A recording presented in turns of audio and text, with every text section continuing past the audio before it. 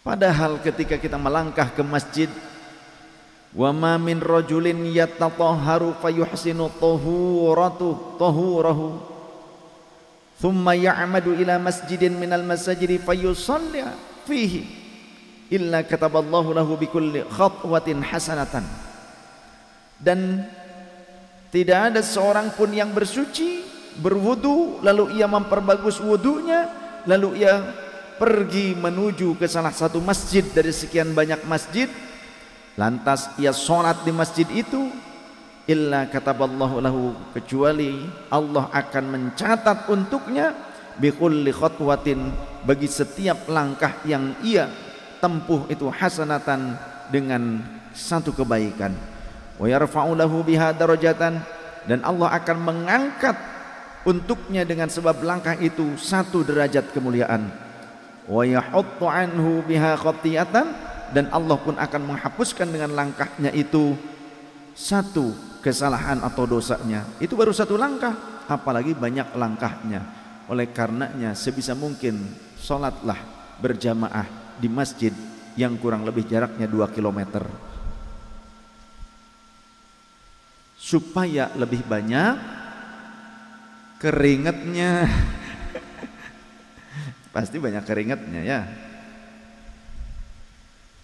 Dan lebih besar lagi kapalannya di telapak kaki.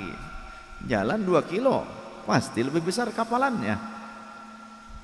Hatta inna kunna la nuqaribu bainal khuta wa inna salatar rajuli fil jama'ati tazidu ala salatir rajuli wahdahu 25 darajatan. Tentu orang yang berjamaah beda jauh derajat kemuliaan atau kesempurnaan salatnya dibandingkan orang yang sedikit atau orang yang sendiri, mohon maaf, orang yang salat sendiri.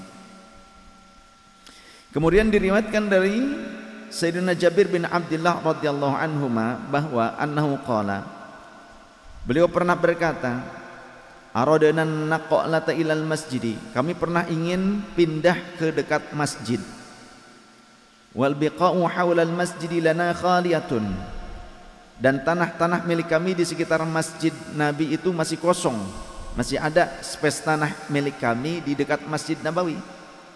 Fabalaghon Nabiyya sallallahu alaihi wasallam, lantas sampai berita itu kepada sang Nabi, berita tentang keinginan kami untuk pindah mendekat ke masjid.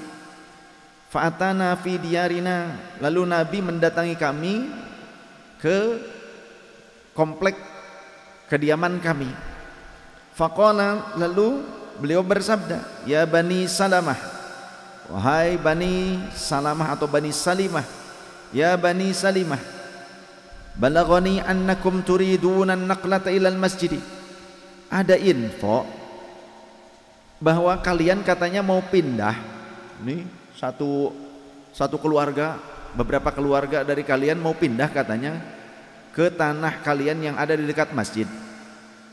Qulna, kami menjawab, ya Rasulullah, ba'uda 'annal masjidu, sungguh masjid itu terlampau jauh dari tempat tinggal kami. Wal biqa'u haulahu khaliyatun, sedangkan tanah milik kami masih kosong ada di sekitar masjid. Faqala, lalu Rasulullah berkata, ya Bani Salimah, wahai Bani Salimah, diyarakum, tetaplah kalian di komplek kalian, di rumah-rumah kalian, tetap kalian berada di rumah kalian sekarang ini, jangan pindah. Kenapa? Fa innaha taktubu atharakum, karena sesungguhnya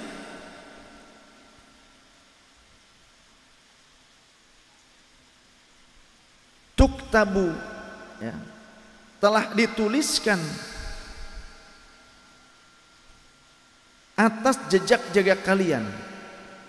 Fa innaha tuktabu atharukum, karena sesungguhnya jejak-jejak kalian itu telah dicatat sebagai amal-amal yang soleh.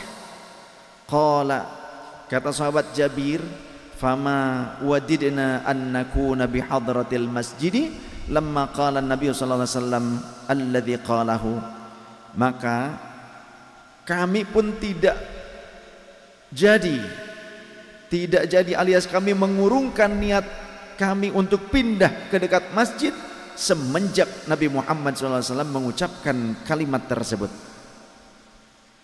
Jadi jangan pernah malas untuk mencapai masjid. Karena apa? Anin Nabi sallallahu alaihi wasallam, dari sahabat Anas bin Malik radhiyallahu anhu, dari baginda Nabi sallallahu alaihi wasallam, annahu qala, sungguhnya baginda Rasul berkata, man shalla fil jama'ati arba'ina yauman lam tafuthu rak'atun kataballahu lahu bara'ataini, bara'atan minan nari wa bara'atan minan nifaqi. Siapa saja yang sholat berjamaah selama 40 hari di mana ia tidak terluput olehnya satu rakaat pun, maka Allah akan mencatat atau menetapkan baginya dua perkara, dua pembebasan. Yang pertama akan dibebaskan dari neraka, yang kedua akan dibebaskan dari kemunafikan. Lalu apakah ada yang mau bertanya, kalau sudah beres 40 hari apakah boleh kami nggak berjamaah lagi? Nah, itu salah. Karena orang kalau menjaga sholat jamaah 40 hari tidak ada satu rakaat pun yang terluput, yang terlewat, maka akan menjadi sebuah kebiasaan.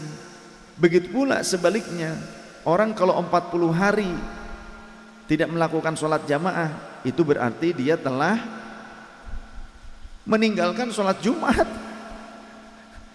Ya, orang 40 hari enggak sholat berjamaah berarti sholat Jumat juga enggak, ya kan? Kalau sholat Jumatnya tidak dilaksanakan tanpa adanya uzur menurut syariat, maka berarti orang tersebut telah fasik. Andaikan Jumatannya saja gimana, tapi sholat yang lainnya tidak berjamaah, maka ada kemungkinan orang tersebut adalah munafik.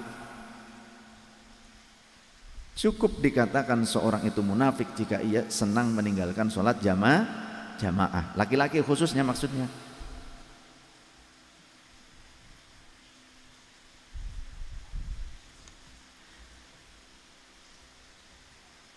Bahkan an Buraidah al-Aslami anin Nabi sallallahu alaihi wasallam, annahu qala, sungguhnya Rasul bersabda, basyir al-masyaina fi zulmil laili ilal masajid bin nuri tammi yaumal qiyamati.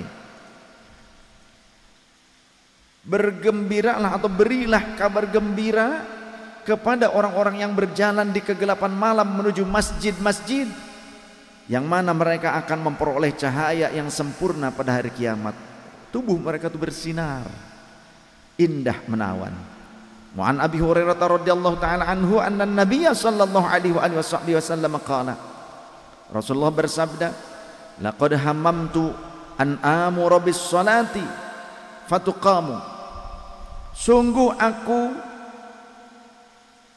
sangat ingin untuk memerintahkan orang-orang sholat, lalu dilaksanakanlah sholat berjamaah itu.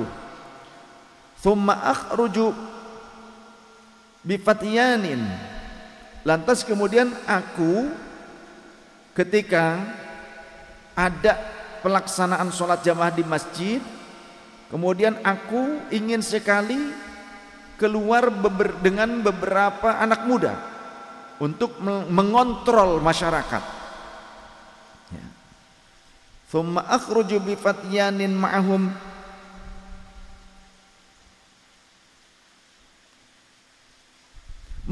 hazmun minal hatabi, yang mana anak-anak muda itu sekalian memikul kayu-kayu bakar. Aku ingin sekali pada saat dilaksanakan sholat berjamaah di masjid, aku pergi bersama anak-anak muda seraya membawa kayu bakar, fa uhriqu ala qaumin diyarahum yasma'una nida'a thumma la ya'tuna sholata, yang mana saat itu aku ingin sekali, punya keinginan tapi tidak dilakukan oleh Rasul, aku ingin sekali ajak beberapa anak muda memikul kayu bakar, lalu apa bahasanya tuh, sweeping, ya, sweeping rumah-rumah yang dimana kalau ada laki-laki yang tidak ada uzur malah sholat di rumah, padahal mereka mendengar lantunan adzan tapi tidak mau mendatangi masjid untuk melaksanakan sholat, tidak mau mendatangi tempat sholat, intinya tempat sholat berjamaah, lalu akan kubakar rumah mereka karena mereka sudah mendengar adzan tapi tidak mau mendatangi sholat berjamaah. Bahkan dulu ada sahabat yang ketika dilaksanakan sholat di masjid, lalu mereka beberapa orang tuh tidak sholat. Lantas Rasul bertanya, kenapa kalian tidak sholat? Kami sudah sholat di tempat kami berjamaah ya Rasulullah. Kata Rasul, ketika dilaksanakan di masjid, maka sholatlah lagi.